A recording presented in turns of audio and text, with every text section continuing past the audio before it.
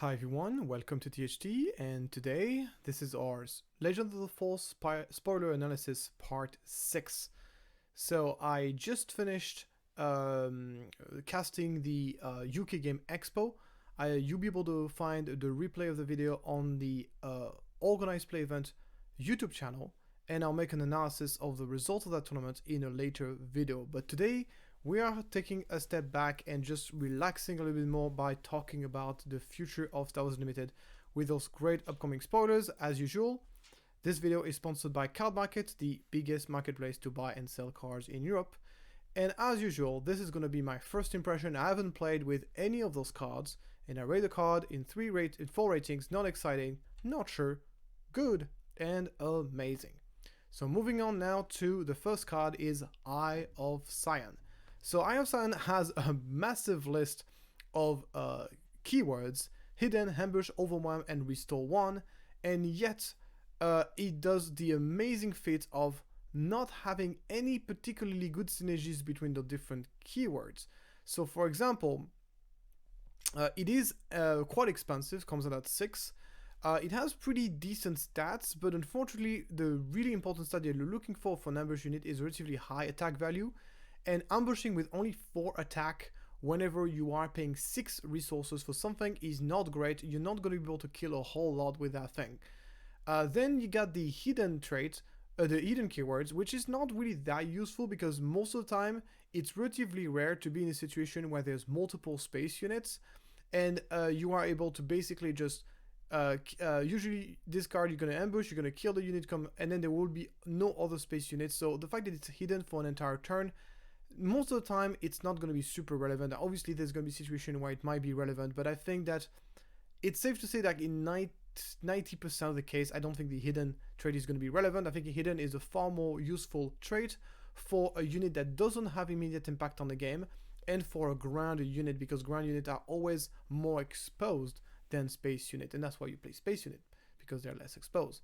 Then the overwhelm, once again, extremely not super relevant because you only have 4 attacks. So the amount of overwhelm damage you're going to deal are going to be very, very small. And finally, Restore 1.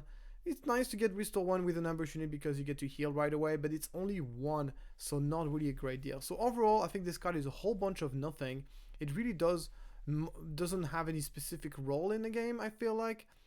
There are some specific synergy with a leader that we'll talk about later. Unfortunately, I don't think this leader is particularly powerful. So to me, this is not a card that I expect will see a lot of competitive play. Once again, everything is possible, and it had the advantage of being something very unique, but I think it's just too expensive for the small stuff that it's able to defeat, and it's also quite of a situational card. Moving on, we got Balan Skull. Balan Skull is interesting. He's a 5/5 for 5 hidden, and I think that hidden is really a powerful keyword for ground units, once again, with a relatively high attack value that you think can be really exposed when they come out, and so that you can kind of guarantee yourself an attack on 5. And Balan also has an immediate impact on the game. He can have this is sort of a new adventure kind of effect. It's kind of a blink effect, we call this in Magic, but it only works on non-leader unit that costs 4 or less, and also only works on non-leaders. So it has some strong limitation. It also requires you to use the Force. So there's a lot of strong limitation. The ability is quite situational, but I believe 5/5 for 5 hidden by itself is not bad. So it's not a bad card. I think if you are in a deck that can really utilize the ability for some great effect, I think this card can be quite powerful. But I think it is really going to come down a lot with the synergy, so I'm just going to give this a maybe. There's also another card that makes me quite skeptical, which I think is far better than this one, that does kind of a similar idea of having this hidden unit that kind of can act as a finisher because it's relatively hard to interact with a lot of decks, and will give you a big attack on 5. And this unit is Dooku. The new Dooku here is a 5/4 for 4 hidden, and also makes that when it comes into play, makes the hidden unit cannot be attacked this phase. So it's kind of like revitalize the hidden trait, which normally only works for the turn the unit is played. I think the secondary ability is quite insignificant. I think most of the time you're going to be using this card as a finisher for an aggro deck, because you play the card, and if your opponent plays a deck that mostly deals with ambush units, or either with just the units he has on the field, then this unit can be quite difficult to deal with a lot of decks, and then it can attack for 5 and deal a lot of damage. And because it comes into play at 4, it comes into play early enough in the game so it can really act as a finisher for a very aggressive deck. It also has the Force and Jedi trait, which makes it very, very interesting, and it also both playable for both villainy and heroism. So don't think this card is going to break the format, but I think it's a good card, and I think it might be played in some aggro decks. Next, we got the Shin Hati new unit, and this also is a great card in my opinion. 4-2 stat line, of course, very weak, but he cannot be attacked the turn it arrives with the Eden trait, and also is shielded. I believe that a 4-2 for 3 shielded by itself is quite good, but the fact that Eden is only kind of a bonus. Obviously, it's going to come down a lot to the meta. If we are still in the meta where most people are playing 3-5s, then the card is a little bit underwhelming, but there's also a lot of people who are going to be playing 2-4s in this meta, because 2-4s for 2 are becoming kind of a standard, and I think there is a big difference in terms of the stat line ecosystem of competitive Star Wars Unlimited, is that we're going to see a lot more 2-4s for 2 in this after Legion of the Force. And in this environment, I can see Shin Hati being quite good. So I'm going to give this a thumbs up. Obviously, I can see this not seeing play, but I think it's likely to see play. It is also a Force unit. Moving on, we got Magik Scout. This guy is basically a Yoda that doesn't make you draw a card. Yoda is a really big staple. It sees plays in a lot of decks, but I think in a lot of cases, what makes Yoda so strong is how many synergies it has with existing leaders. It's great with Han too, because you can play it right away from turn 1 with a discount. It's great in Anakin, because you can buff its attack value. Normally, Yoda by itself cannot really kill anything, but once you get to buff him with Anakin's ability, he can actually kill bigger things. And it's also great with Rey, because he can become a 3-5s once you use Rey's ability. And not only that, he's also a Force unit, which we know that so far has been a very, very important trait. And I'm actually anticipating Yoda to see less play in this new set, simply because there's going to be a lot more competition as far as Force unit is concerned. He's no longer the only real great 3-drop enabler in his blue-white color combination. So basically what I'm trying to say here is that there's plenty of reason that makes Yoda very, very good, just even outside of the fact that he makes you draw a card. So Magik Scout not only doesn't make you draw a card, but he's also in an environment and doesn't have the trait that really makes him a valuable card in my opinion, even though some deck ability might be in need for a 2-4 for 3 restore 2. I just think that is just too much inferior to Yoda. I don't anticipate this card is going to see a lot of play. It might once again still see some niche play. It has the advantage of doing something that not many villainy unit does. There's very few restore unit in the villainy side of things, and for that reason alone, it might see a little bit of play, but I don't think it's going to see enough play for me to give this a better rating. Then we got Ki-Adi-Mundi. Ki-Adi-Mundi, not a great stat line, 4-4 for 4. But a very, very powerful when playability. Gets to draw 2 cards if you use the Force. We know that it's actually really easy to get the Force if you commit to it and you actually play the 20 HHB base with the amount of Force unit there is in the game. It really now is quite easy to get the Force in this game, much more than we initially thought. And this means that this will very consistently just draw you 2 cards, which is a lot of value. It is kind of similar to kind of a Stella Guerrera, while Stella Guerrera draws you 2 cards once upon when she arrives in the battle, when she dies. But Stella Guerrera does require you to lose HP to make it happen. It also has the deck building constriction that you have to be running a lot of tactics in your decks, and tactics are not always the best card in your deck, meaning that sometimes you will simply just pick up a card and then put your good cards at the bottom of your deck. So this card has +1 HP compared to Stella Guerrera, draws you the card right away, but obviously the consequence of all this is that you have to spend the Force. I think this card is really, really good. Obviously, the fact that it's not going to be like a staple is just because it's only playable in Force deck, so you have to be running a Force deck to run this card. But if you're running a Force deck, Ki-Adi-Mundi is a great payoff, and I think it's going to see deck play both in the main deck and at least in the sideboard, at the very least. Very similar card here is Itinerant Warrior. which comes out as a 4/4 for 4 shielded, which I think is really not bad. Already face value here. It's better than a 4/5, something like a uh, like a like a Kanan Jarrus, but it has this when play ability that allows you to heal 3 upon being played, which in my opinion is stronger than Kanan ability.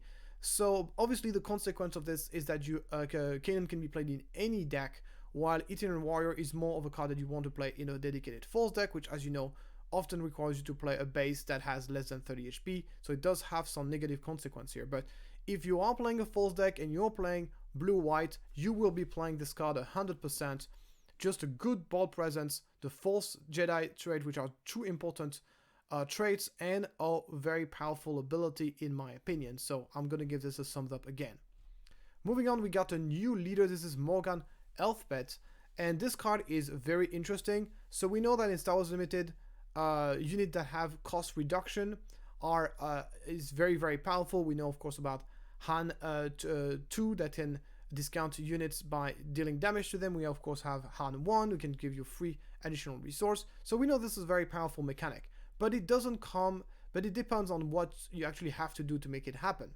The problem with Morgan Healthpad here is that in order to really make use of her ability on a consistent basis, you're gonna have to play an entire deck where at least 80% of the cards are gonna have a common keywords, and it's very, very difficult to build an entire deck with all the cards having the same keyword. So if you think about the different cards that you can build a deck around in terms of keywords, you can build an entire deck around shielded units. The problem is that green-black is one of the worst color for shielded. You can think a bit about this with ambush. With ambush is a lot more difficult. It's very tricky to make this card work, because then you have one of the big limitations of this card is that you have to first be attacking with that unit. So that means that usually you want to play your ambush unit as your first unit to get rid of the enemy unit before it gets to play, and then do your other shenanigan. But in this case, you would have to attack first with an unit that has ambush, that has survived the turn before, and then play the ambush card. So this card does not really work really well with ambush card in my opinion. Not only that, it's also kind of a usually ambush unit don't usually kind of suicide themselves as they attack into the enemy units. It's relatively hard for those units to stick on the board. So in my opinion, the best keyword for this leader is shielded, because shielded does give staying power to your unit, which makes use the ability a lot easier. But the problem is that, once again, most of the shielded units are in blue and yellow. Very hard to build an entire deck made of shielded units, or at least even 80% shielded units whenever you're playing green. So I think as if it was in the yellow or blue, I would see this card being a lot more powerful, because you would be able to build an entire deck made of shielded units, and there's enough good cards in there that you can actually make something happen, and it would kind of feel like a Gar Saxon deck, but instead of giving +1 attack to your units, you get basically making them cheaper. But in this case, that's not really what we're getting here, and I think she's kind of in the wrong colors. Once again, there might be a way to make this leader works, and I can give this leader kind of the benefit of the doubt, but honestly, with the card pool we currently have, I don't think this card is particularly strong. The leader deployment is also kind of disappointing. For a leader to be good with a 3/6 stat line, it needs to have a very strong ability to make up for this, and once again, I just find the ability has too many deck building restriction, and also the requirement of having to attack with a unit is also kind of a bummer as well. So for me, I'm gonna give this a pass. Once again, I'm always judging the cards considering the cards we currently have, but once again, I can totally see an environment where this card could see play in the future, but to be honest, any cards can see play depending on the context, and I can definitely see if there are enough cards within one specific archetype with enough keywords being played, I can see Morgan Elspeth being a lot more powerful. I just wanted to let you know that Darth Vader can currently be obtained for €25 on card market. Still is one of the best card in the game. Obviously has a lot more competition recently, but still a very solid card, and I feel like his price has dropped a lot. It used to be an €80 card back in set 1, so I think it's a good opportunity to bring Darth Vader because he's not going out of fashion anytime soon. Next, we got a card called Protect the Pod, which is basically allows you to destroy enemy to attack and deal damage to another unit with a very high health unit. So in my opinion, so this is kind of a strike through, but instead of dealing damage with your attack, you're dealing damage with your HP. So it encourages you to have HP, a lot of high HP unit instead of high attack unit. So in that sense, it's better than strike through, because generally speaking, in Star Wars Unlimited, units have higher HP value than they have attack value. However, units also do lose HP over time, while attack is a lot more difficult to interact with. So overall, I think this card is just overpriced. It comes in at a 4 resource. I think it should have costed 3 resource, and maybe this could have been played, especially in double green decks that have a tendency to be lacking removal. So also the fact that it only works on non-vehicle is also a limitation as well. So overall, I think this card is just a little bit overpriced. I think it should have costed 3, the same as Strike Through, and this could have seen some competitive play, but at 4, I don't think there's no chance to see play. It's probably just going to stay a good card in Limited though. Talking about units with a very high health, we obviously have those the Graceful Spurgles, which is the first ever spoiled space unit that is not a vehicle. So that's very interesting by itself. That means that you can equip some lightsaber on it, you can give them the GL44 blasters, and that's kind of cool on by itself. However, unfortunately, this one is not really what you're looking for. 2/7 for space for 5 resources, just overpriced. If you compare this, for example, to the Bright Hope, which is a 2/6 for 4 with Sentinel and also a special ability. This card is just, the maths doesn't add up, it just doesn't have enough stats, or should have needed an extra ability to justify its price. It's just a little bit overpriced.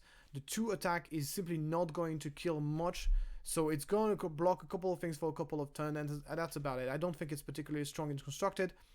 It might be good in Limited though, but in Constructed it simply just is a bit overpriced in my opinion. Moving on, we have Shatterpoint. So we were waiting for a big... So this is another really interesting payoff here for Force. This time it's a removal. It's basically a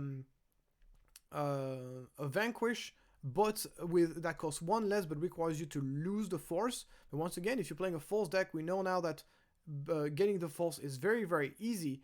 And what I really like about this card is like you still have a potential removal. Even if you don't have the Force, you can still use this as a removal.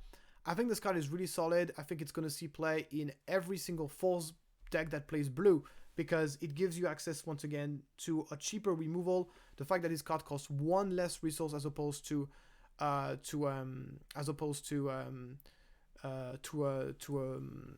Vanquish is a very big deal, and the fact that it can kill almost anything as opposed to Fail the Dragon is also very beneficial. So I overall think that if you're playing blue and you're playing a Force deck and you need a removal, most likely Shatterpoint is going to be your what you're going to be playing. Next we got C6 Shuttle 1974, and this is an interesting card here. Comes as a 3/4/3 in space, which is not a bad stat line. The ability is whenever this unit gets attacked, you give an experience token to it. So it's only really good if you manage to give it Sentinel, which there's a new leader that can do that, which is kind of neat. It's really good with Chewbacca, by the way, the old Chewbacca that can give stuff Sentinels for free. But overall, I feel like if this card would have been shown to us 2 sets ago, I would have been very excited about it. I think this could have seen a lot of competitive play, but I think that in the current environment, there's simply just way more competition as far as 3-drop in space, especially since Jump to Light Speed. If you're looking at even that color combination, we have, for example, the Red Squadron, which comes out 3/4/4, but you can turn into 3/2 draw a card, which in my opinion is far more flexible of an ability that you're going to be using far more often than this one. So I think if you're playing a deck that can give something else to stuff, consider like a Chewbacca deck, I think it is kind of nice. Unfortunately, Chewbacca is not really that good of a leader, so unfortunately I don't... but yeah, so if you're running that kind of deck, then I can see this being played. But as far as competitive Star Wars Limited is concerned, I don't think it's good enough of a card. Once again, it would have came out a couple of sets ago, I would have said yes. But in the current environment, with the current competition that exists, in that especially like 3-drops are so competitive nowadays. There's so many good 3-drops in Star Wars. 3-drop is by far the most competitive cost aspect, like in the in the curve that you really need to be a very strong cast to make your space in this area. So Ahsoka Tano is obviously the card that is meant to be used in combination with the T6 Shuttle, because she can give Sentinel to stuff at the cost of losing the Force. So the advantage here, if you compare this to something like a Chewbacca only works on unit deck of 3 or less, and also you get to play the unit with the Force, which is nice, but at least you're not wasting an action on it.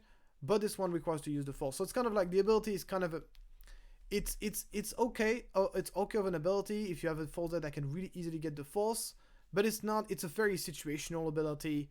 And I think it's arguably worse than the Chewbacca's ability, because at least Chewbacca's ability you can really build the deck around it and really kind of like abuse it. While here it's harder to build around it because you have another constraint that you have to have the Force, meaning that you are required to not only put cards that are really good when they get Sentinel, you're also required to play a lot of cards that have the Force traits, so you can get the Force often enough.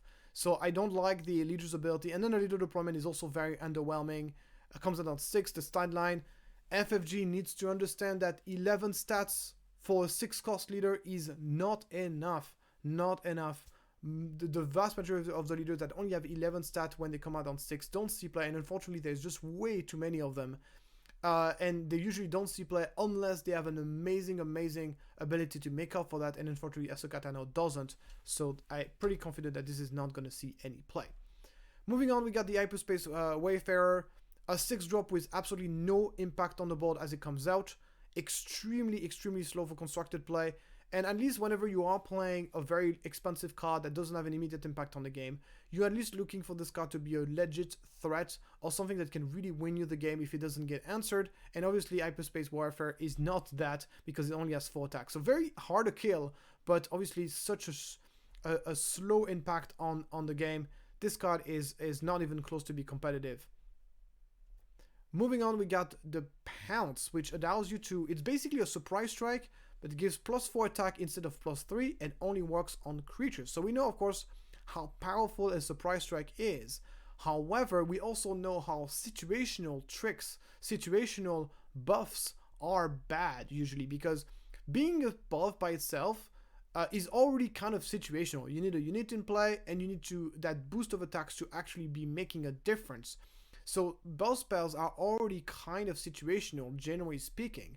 So adding an additional condition on top of that usually is not a good thing for a buff spell. We've seen many buffs in the past that are pretty good on paper. Unfortunately, because they have a restriction on what kind of unit they can be operated on, it just made them too situational, and simply there was just not enough card of that type that you could build an entire deck around it.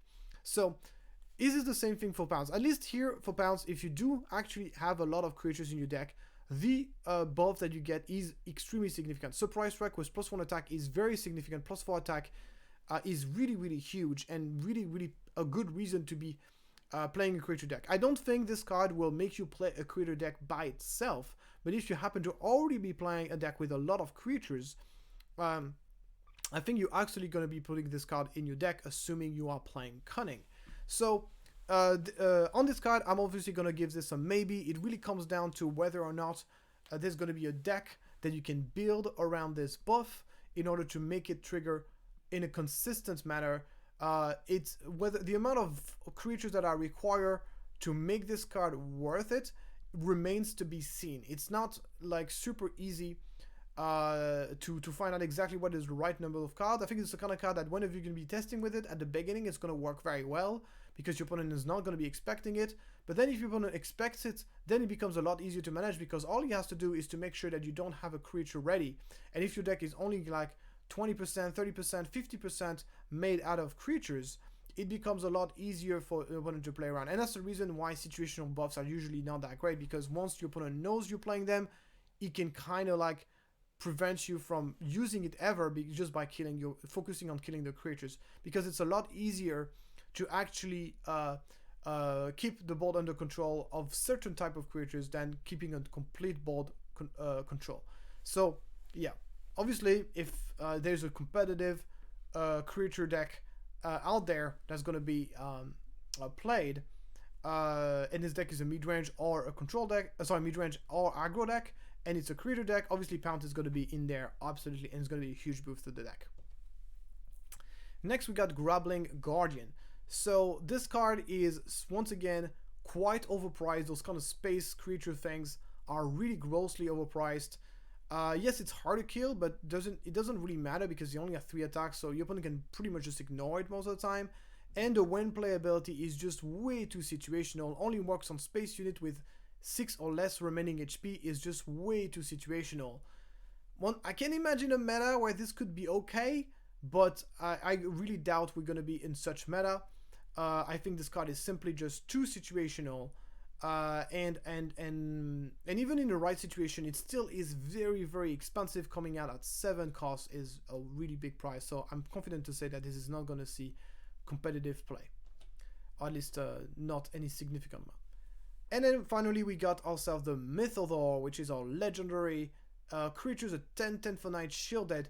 This got a lot of text on it, but once again, not a lot going on. The problem is you're spending 9 resources for a unit that has no immediate impact on the game, which is pretty much already by itself not good enough. But I guess you can justify this as a sideboard card against control if this unit is very difficult to deal with, and unfortunately that's not really the case. It has ability, it cannot be exhausted, it's shielded, it cannot be returned to hand, but none of that matters against a control deck because control deck usually kill units by using just straight up removals. And I think the most of the deck that runs bounce spells or exhaust effects, usually they're going to be aggressive or tempo decks, and those decks are not really capable of, they will kill you way before you get to drop a 9-drop, especially a 9-drop that has no immediate impact on the game. Then finally there's this ability that turns your leader into Mandalorian. I'm assuming this is a flavor thing. I have no idea what this card, this creature is in the universe of Star Wars. But basically, I have to assume it's a flavor thing. I have no idea in which situation turning your leader into a Mandalorian could be any relevant. But maybe there's something. We don't know. But anyway, from what we know, this card is unplayable. I don't think there's any scenario where you would want to put this into your deck. It's bad against control. Because it can be easily killed, and it's bad against everything else because it's a 9-drop with no immediate impact on the game. And that's it for this week here. A lot of interesting cards. I think a lot of we've been talking about earlier how there's a lot of great enablers for Force, and it feels like this week they've given us a lot of great payoff for Force. A lot of cards that combined with the Force simply just are very, very powerful. We got this Kia di Mundi. We got the other unit that heals, which is great. So this is very exciting, and really the Force decks seem to be a really reasonable proposition for a competitive deck now that we have a bigger picture of what it is, and as it should be, as it is the core mechanic of the deck of the set. You would expect to have at least one competitive deck using that mechanic. Thank you so much for following that video, and see you next time, guys.